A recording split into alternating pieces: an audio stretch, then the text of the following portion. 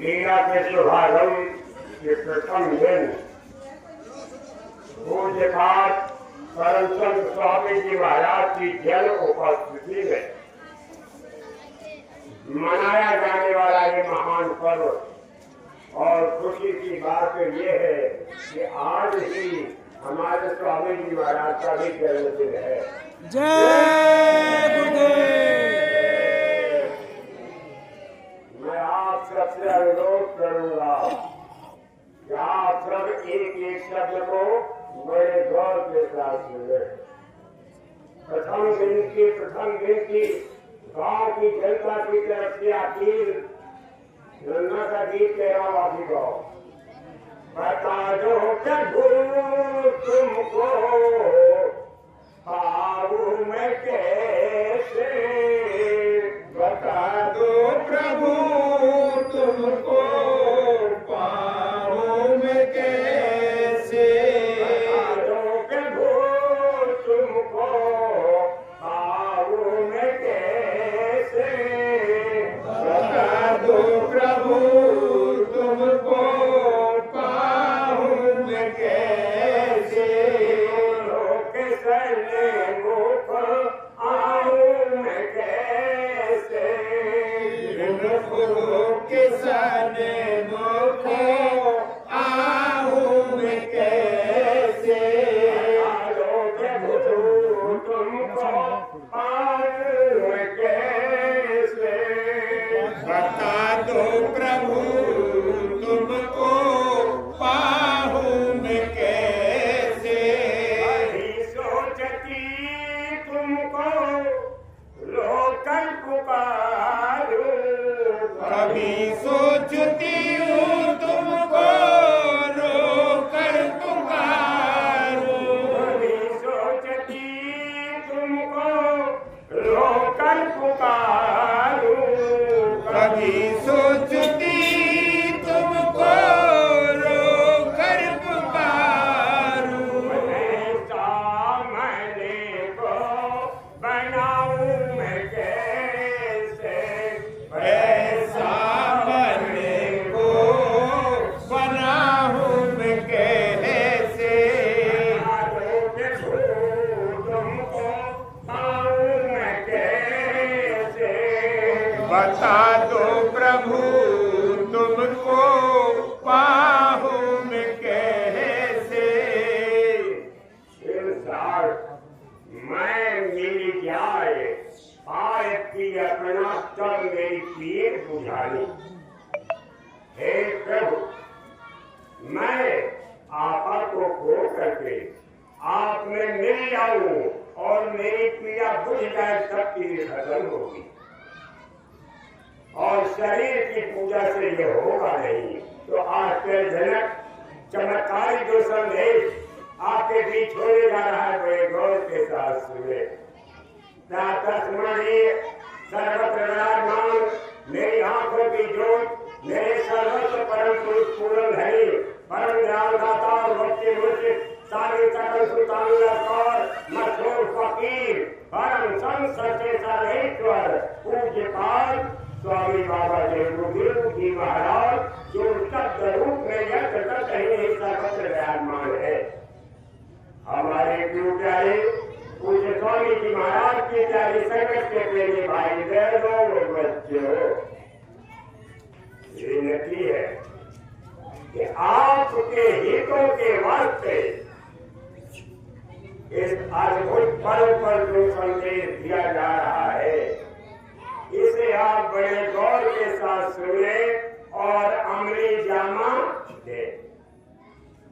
महात्मा महापुरुषों ने कहा कि सब धरती कागज करूं, लेखन सब बन रहा है, सात समुंदर मसी करूं, लेकिन गुरु ने लिखा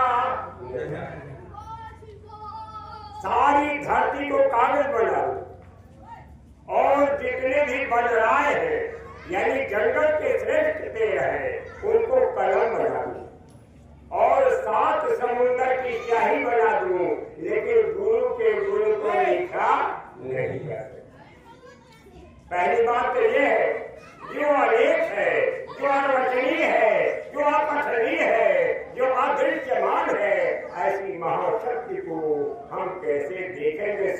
समझेंगे।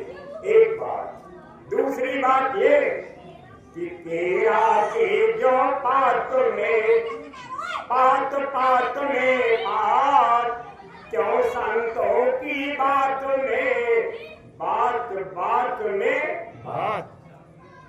मेरे भाई बहनों, जैसे केले के पत्ते में पत्ता पत्ते में पत्ता पोते जाओ, ऐसे ही संतों की बात में इतना गहरा राज होता है कि जिस्मानी अक्ल से, शरीर की विद्या से जाना नहीं जा सकता।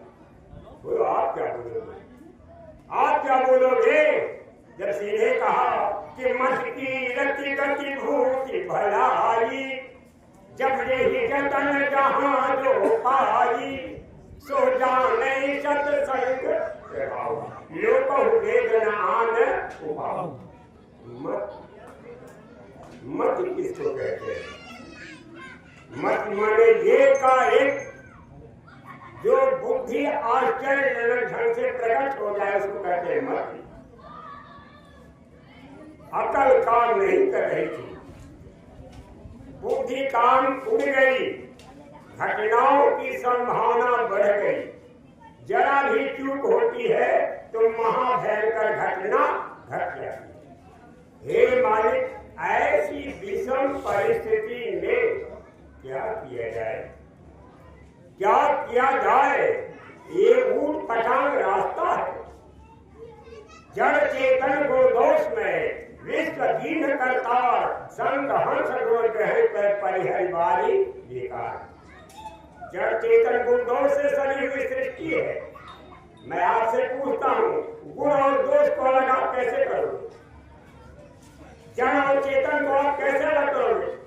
अमृत और विष अगर मिला दिया जाए तो आपके बस की बात नहीं है। अब सोचिए, इतना संवेदनशील विषय जिस पर सत्संग होने जा रहा है तो क्या साधारण बात है? कहते मत कहाँ से मिली, कहाँ से मत मिली?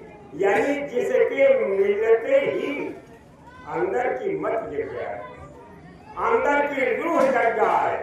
हे प्रेमी भाई बहनों, ये सूरज जो है, ये जीव जो है, जो दोनों आंखों के बीच बैठा हुआ है, यही कामधेनु गौ है। ये कामधेनु गौ है और ये जग करके ऊपर से आने वाले शब्द को सुनने लगे तब जानवर की मत ही मिलेगी। कभी मत मिली, इसके पहले मत मिलती भी नहीं। और वो कैसे मिलती है? सीधे महात्माओं ने लिखा है, दीपक बारा नाम का महल भया उजियार, महल भया उजियार नाम का तेज विराजा, और शब्दन किया प्रकाश मान कर ऊपर छाया। छुटी कुमत की गांठ सुमत प्रगट हुए ना की, और पूर्ण करके भात कर्म का कलसा हो गया। बड़ी बात, जब गुरु ने ज्ञान के दीप को जला दिया, जब ज्ञान का दीप जला, ज्ञान का दीप कैसे जलता है कभी सोचा? महापुरुष कहते हैं, भेद पूरन करा भयंतरगत, भेद पूरन करा भयंतरगत, सच प्रतिबिंब दिखावे, ईघन लगाई कलप सत, और ततनाशर पावे। आप ईघन लगा दो और घी को जलाते रहो, लेकिन उसमें चंद्रमा की छल निकलने वाली नहीं है। एक देवी भाई बहनों, महापुरुष कहते हैं विषम परिस्थिति है कि पूरा प्रबंध कर लिया, सूख मिल गया, दिया भी लगा लिया और घी भी डाल लिया, लेकिन फिर भी जलाने वाला मिलता नहीं। और जब दीप जल जाएगा अंतर में, ज्ञान का प्रकाश बढ़ जाएगा, जमीन से लेकर आसमान तक उजाला ही उजाला फैल जाएगा, तब जाकर के होगा मति का प्राप्त होना। अब वो स्वामी जी महाराज ने लिखा कि मति कैसे मिली? गुरु की कृपा।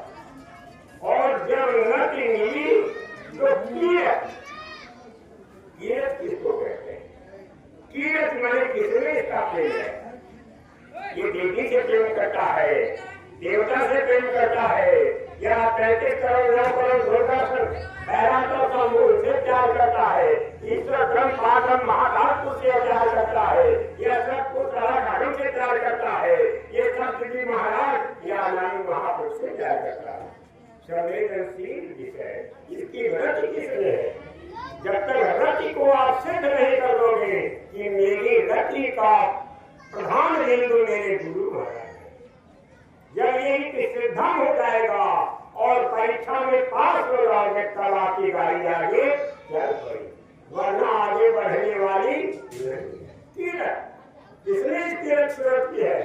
शरीर का तो पता नहीं चल रहा है, सूरत कहाँ जा रही किस वेग में, इसको कोई जानता नहीं है। और गति इसकी क्या होगी? ये जो बड़े वेग के साथ बढ़ता चला जा रहा है, इसकी गति क्या होगी? ये परिणाम को प्राप्त करेगा या ऐसे ही चला जाएगा? ये कृत्यों में मिलेगा या चार जो धड़े काल बैठे उनमें मिलेगा या सतपुर सारा घाटा में मिलेगा या आना में काम महाराज की गति क्या होगी? भूत की भलाई तो फिर जगत की आत्माओं का कल्याण किससे होगा? जब जे जटल जहां जो पाई सो जाने सत्संग प्रभाव। जिसने प्राप्त कर लिया वो सत्संग के प्रभाव को जानता है। बाकी कोई ये नहीं जानता सत्संग क्या है।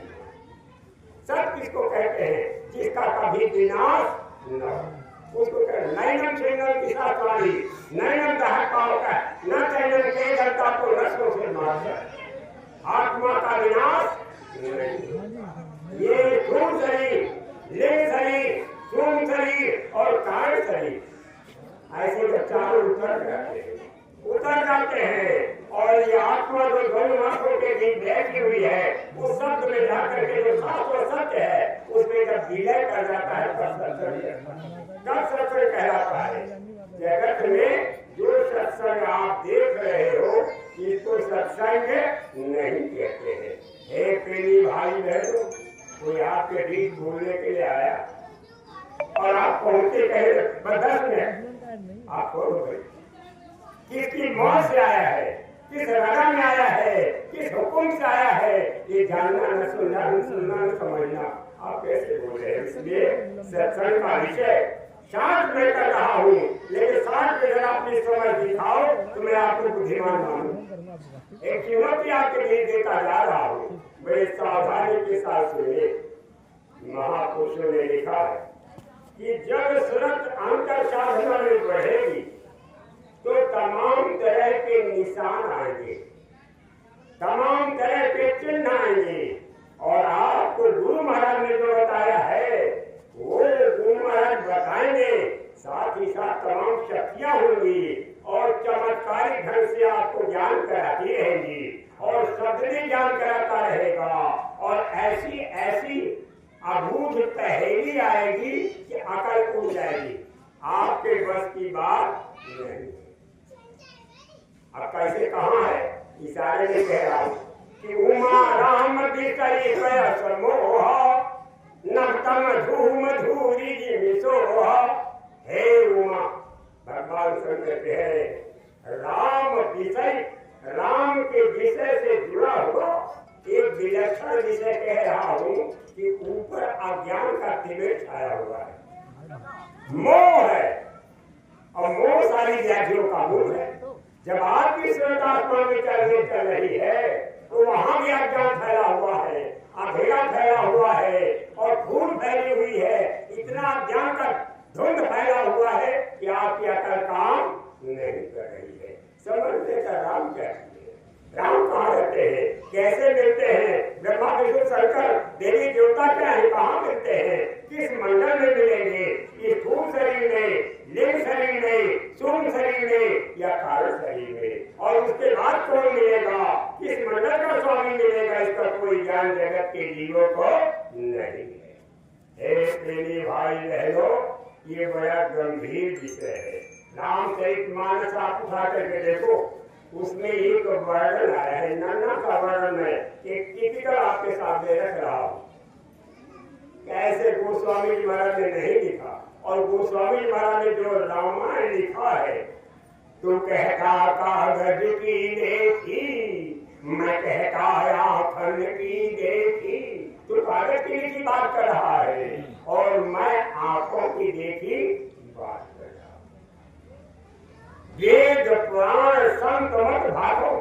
मैं वेद की भी बात कर रहा हूँ, पुराण की भी बात कर रहा हूँ और संत मत की ही बात कर रहा हूँ।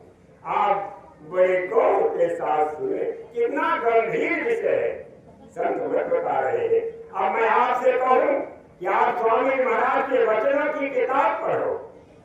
आप कहोगे कि कब स्वामी जी ने लिखा, काम में कैसे विश्वास कर लूं? संशय आत्मा विनाश है। अगर संशय करोगे तो आत्मा विनाश के रास्ते पर चली जाएगी। हे मेरे भाई बहनों, महात्माओं ने लिखा है, गोस्वामी पावस के समय धरी को किला मौन, अब तो दादुर बोले हैं हमें पूछिए कौन। महात्मा जी की बारीकी के साथ है कि ये तो पावस की ऋतु आई है, यानी वर्षा ऋतु है। अब तो मेघ आएंगे, प्रचंड गर्मी फैलाएंगे और धूम धड़ाक इतनी आवाज होगी जिसका बयान नहीं किया जाए। फिर झूम करके बरसात होगी और मेढक टर टर बोलेंगे। अब कोकिला भाई मौन, कोकिला मौन हो गई।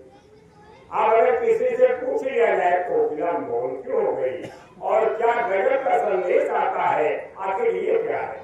जबकि महात्माओं ने लिखा है कि मत मारो बादल आयो है, हरि का संदेशा लायो है। मत वाले बादल के रूप में संत रूपी मेघ आते हैं और जब मेघ आते हैं तो मालिक की महाप्रचंड कथा लेकर के आते हैं और जब कथा लेके आते हैं तो उस कथा का गान कौन करता है, उस कथा को लोगों के बीच कौन फैलाता है कि दादू मोरे पपिहा बोले, दादू मोरे पपिहा बोले, कोयल गीत सुनायो है मत वारो बादल। दादू भी बोल रहा है, पपिहा भी बोल रहा है, कोयल भी बोल रही है और ये सब बोल रहे, मोर भी बोल रहा है। आप बताओ, यहाँ कहते हैं पावस के समय धरी कोकिला मौन। क्यों मौन धारण कर लिया? इसलिए मौन धारण कर लिया कि धूम धड़ाके के बीच मेरी आवाज को घोर शोर के बीच कोई सुनने वाला नहीं है। इसीलिए महात्मा महापुरुष जब कोई बात देते हैं, संदेश देते हैं और ज्ञान के क्षण पर कोई कथा सुनाते हैं तो बहुत सावधानी और विवेक के साथ सुनना चाहिए, अपने कान में धारण करना चाहिए, अपनी मत में लाना चाहिए और अगर पुस्तक उनकी लिखी हुई मिल जाए तो रोज बरोज इसको पढ़ना चाहिए। लेकिन अगर आप ध्यान नहीं दोगे, नजरअंदाज करोगे तो सीधे कहा कि जब सिर से उतर जाते हैं तो फिर विपत्ति सामने आकर के खड़ी हो जाएगी। ये भाई बहनों, एक साधना का क्षण है, साधना का क्षण। और साधना का क्षण क्या है कि जटायु और संपाति दोनों भाई, जटायु और संपाति दोनों भाई आकाश की ओर बढ़ रहे कि देखना चाहता हूँ कि भगवान क्या चीज है, भगवान कहाँ रहता है, भगवान कैसे मिलता है। ऐसे बढ़ते चले जा रहे हैं। ईसाई ने गोस्वामी जी महाराज ने देखा कि हम तो बंधु प्रथम तरुणाई, गए गगन रवि निकट हुलाई, तेज न सही सके सो के लिया हुआ, मैं अभिमानी रवि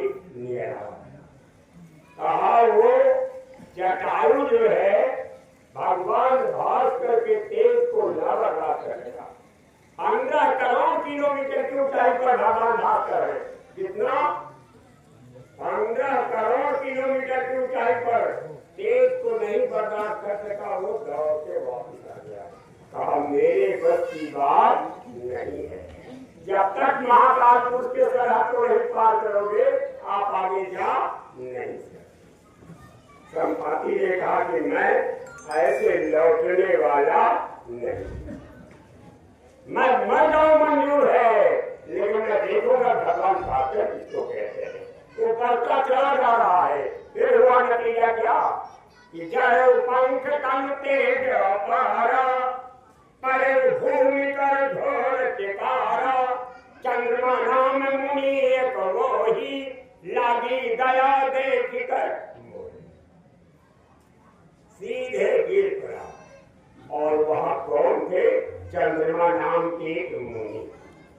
लागी दया विविध भांति मोहि ज्ञान सिखावा, देह जनित अभिमान छुड़ावा। का घबराओ मत, तेता ब्रह्म मनुज तन धरि है, तास गारी ने चरपति हरि है। तिन्हि खोज पठरिय प्रभु दूता, तिन्हि देखता होग। का घबराओ मत, ये घटना सत्य। चंद्रमा मुनि कह रहे हैं कि त्रेता में ब्रह्म मनुष्य शरीर धारण करेगा, उसकी औरत हरी आएगी और उसकी खोज में सेना उनकी आएगी, और तुम उस सेना को देखोगे तब हरे भरे हो जाओगे, तब आपको आराम मिलने वाला है, वरना नहीं। आप सोचिए सतयुग की घटना और कह रहे त्रेता में घटना होगी। कितना लंबा, 4,32,000 वर्ष कलयुग, 8,64,000 वर्ष द्वापर, 17,28,000 वर्ष त्रेता और 34,56,000 वर्ष सतयुग। इतने लंबे अर्थ के बाद कह रहे हैं कि ऐसा होगा, और जब सेना के पास पहुंचोगे तब तुम्हारी तकलीफ जाएगी।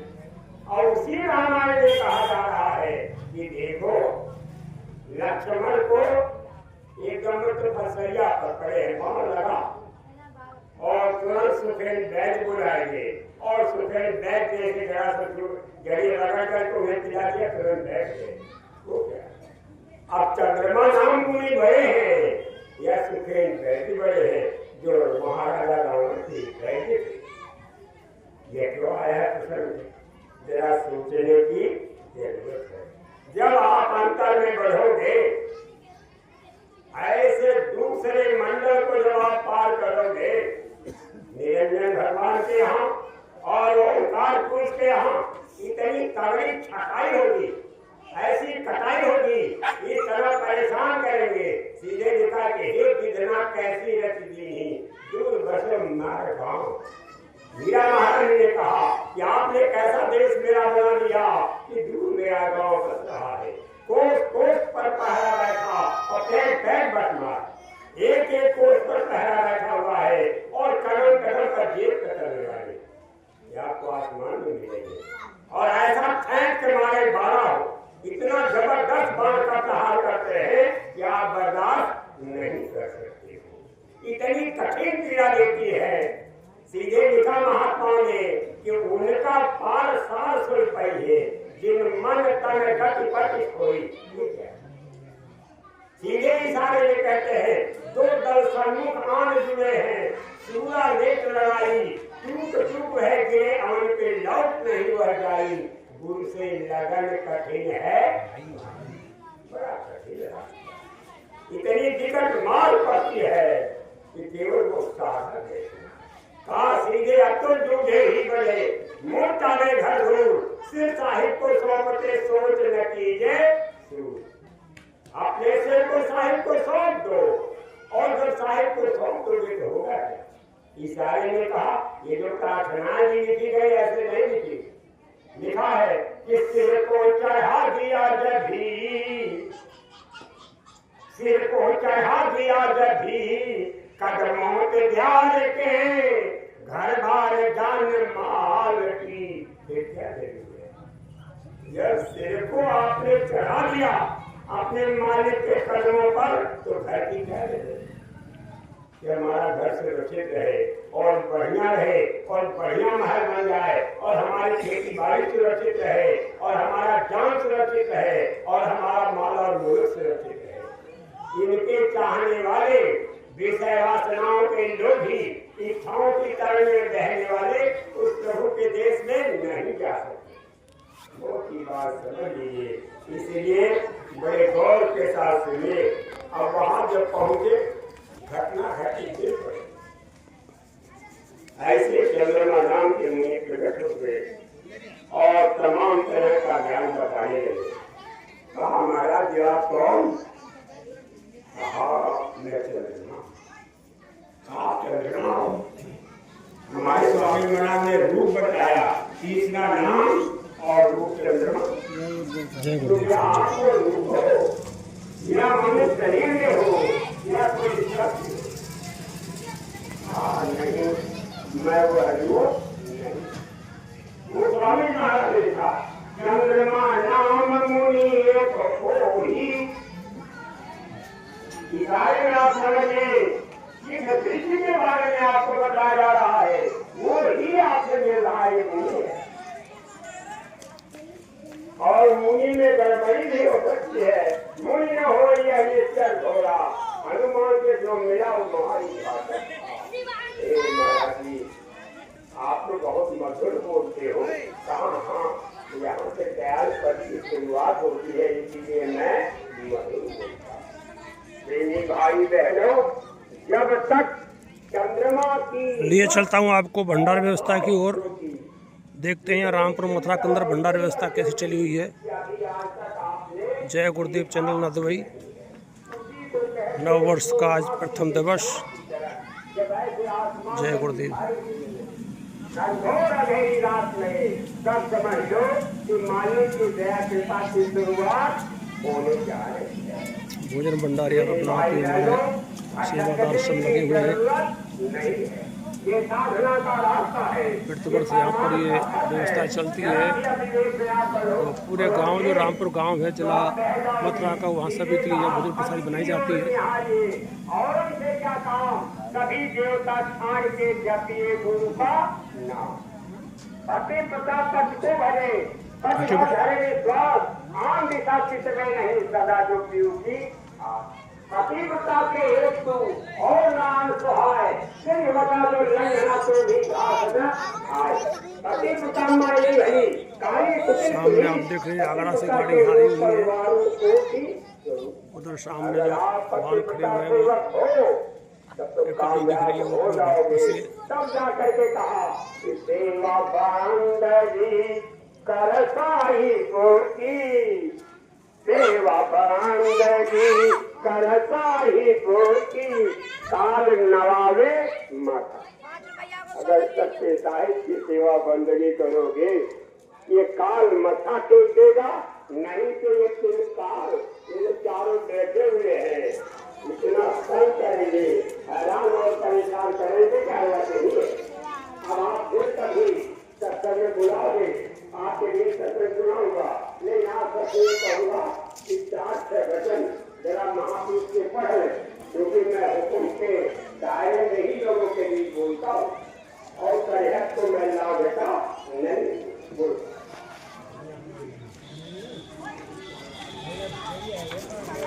जय गुरुदेव साहब, जय गुरुदेव, जय गुरुदेव। अंदर आ जाओ, बैठ लो आराम से। चलो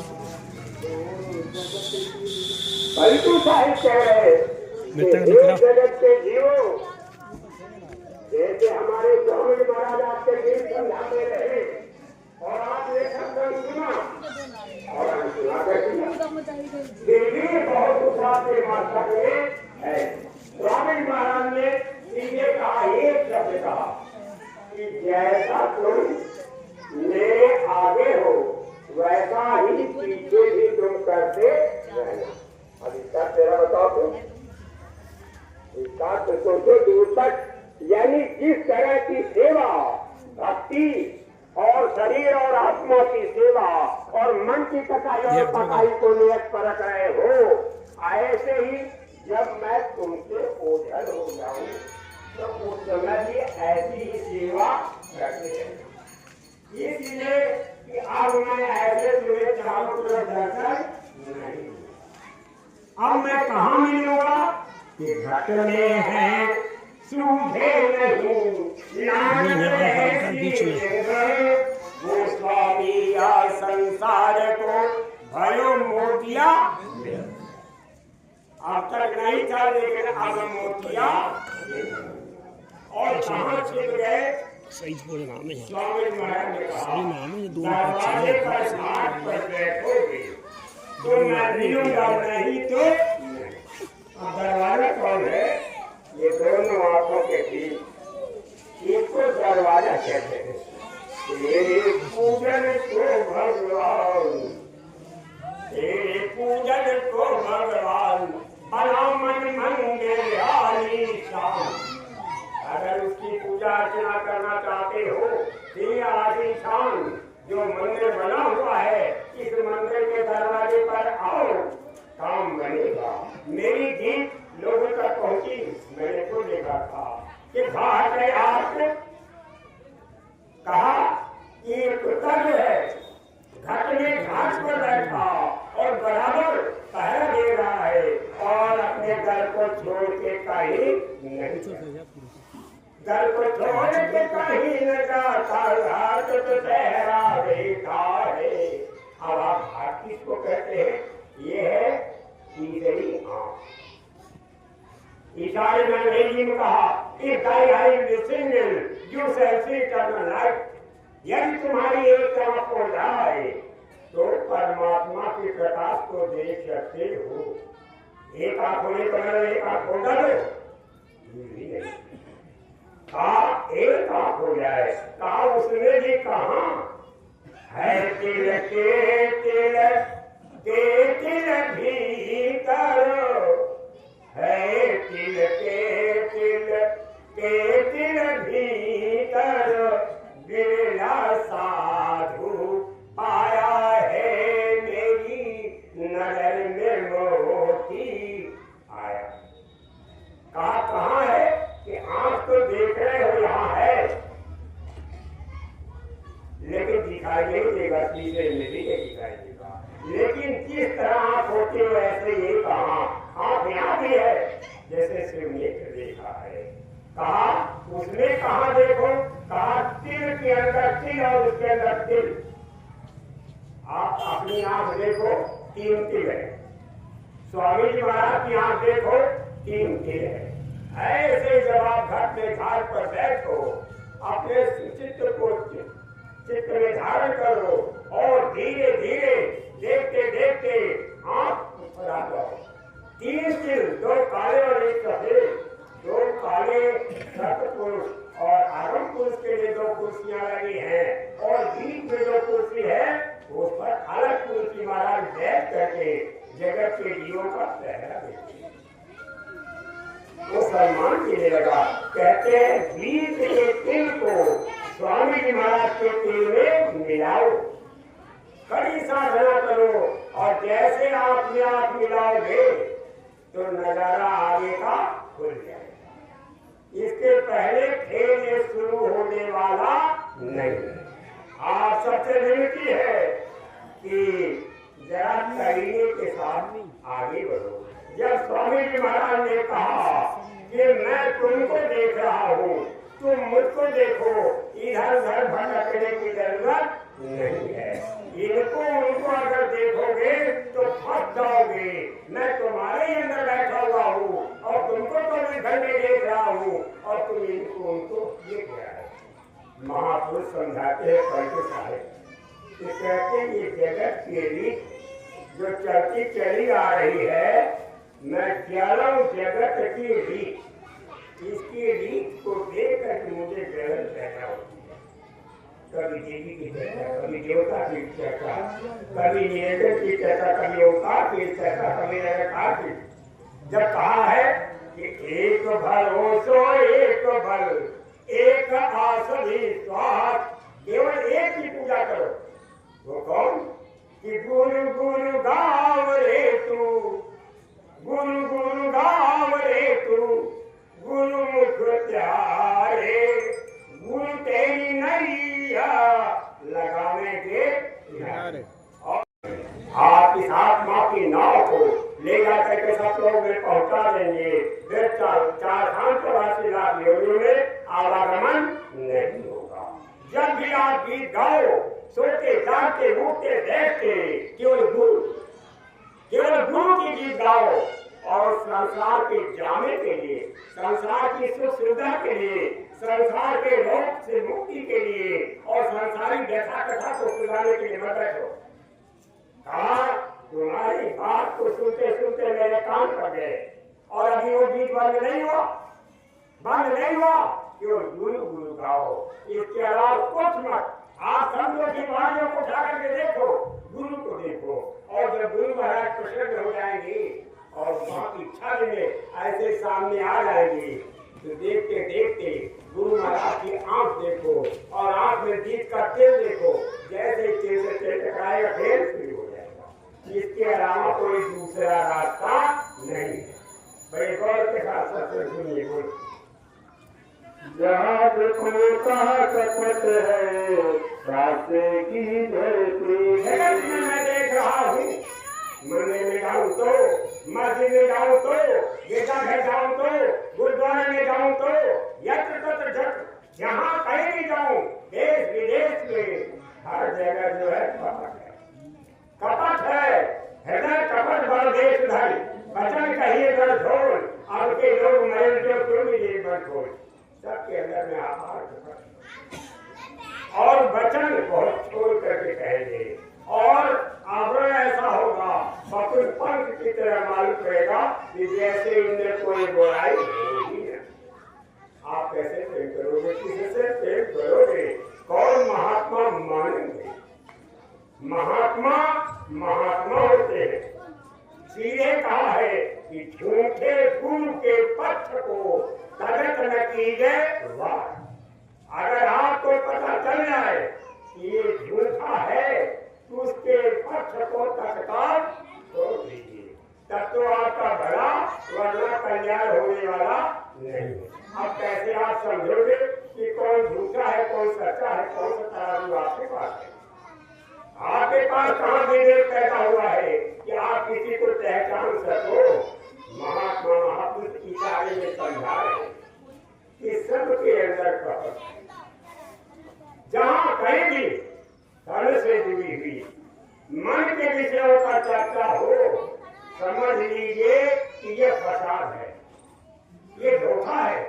सीधे महात्मा ने कह दिया, कोई भीतर मन नहीं, कोई भीतर मन नहीं, ये हाथ आएगा, पूरे गुरु की छाया से ये मर जाएगा। आप लाख यत्न कर डालो, लेकिन किसी भी कीमत पर मन आपके हाथ आने वाला नहीं। लेकिन जैसे पूरे गुरु आपके सामने प्रकट होंगे तो उनकी छाया देख के ही मर जाए। अब बताइए, जिस्मानी ताकत से, मन की ताकत से आप गुरु को कैसे बुला सकते हैं? सोचने की बात ये है।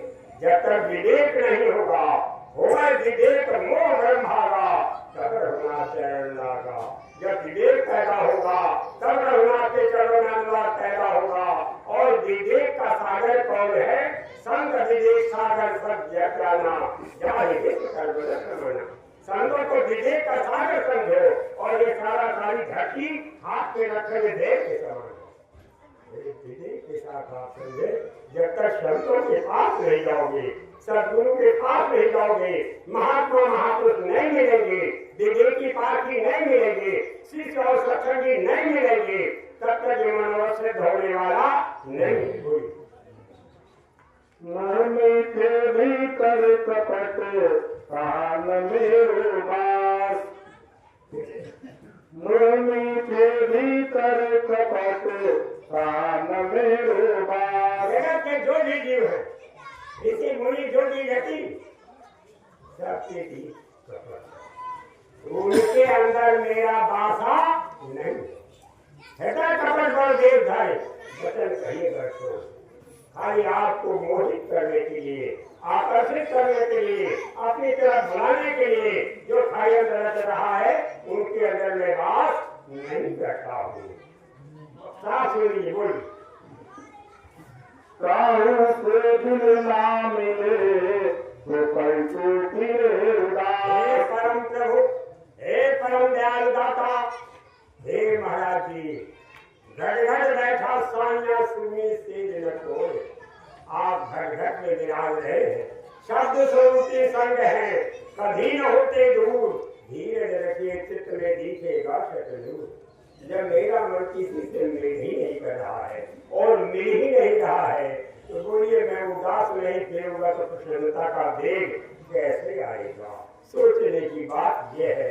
इसलिए गुरु के सामने आप रोना सीखो। जब तक आप रोगे नहीं, कल्पोगे नहीं, तर्कोगे नहीं, चीखोगे, चिल्लाओगे नहीं, तब तक ये मनोरथ सिद्ध होने वाला नहीं है।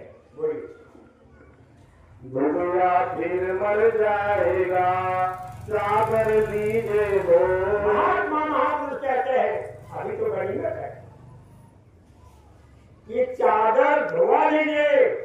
गुरु दीनो मैलो मन को धोई। कोई धोने वाला नहीं है। ऋषि मुनि जोगी जति सन्यासी देश विदेश आप कहीं भी जाओ और किसी भी शरीर में जाओ, इस तन की चादर को कोई धोने वाला नहीं है। और गुरु किसको है? गुरु कभी मरते नहीं, वो आपके साथ। लेकिन जब शरीर आपसे ले लिया जाएगा तो बोलिए यत्र किससे करोगे?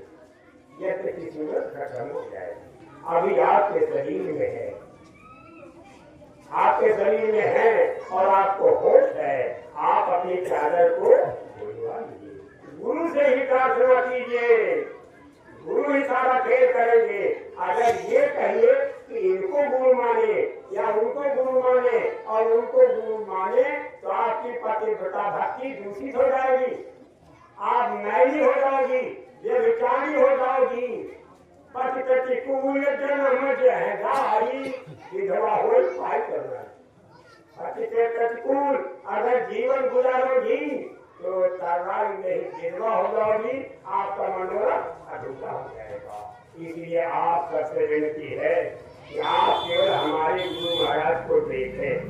कहीं भी जाओ, किसी का वचन सुनो, गुरु के उपदेश को आप कभी मत देना और किसी की बुराई मत देख पराए और गुण, तू छीन छीन गा गुण गुण। अब ये बताइए, जितना समय कहा था, अब मैं जाऊं? बोलिए भाई। हाँ साहब, हाँ? और बढ़ाइए। हाँ, कमी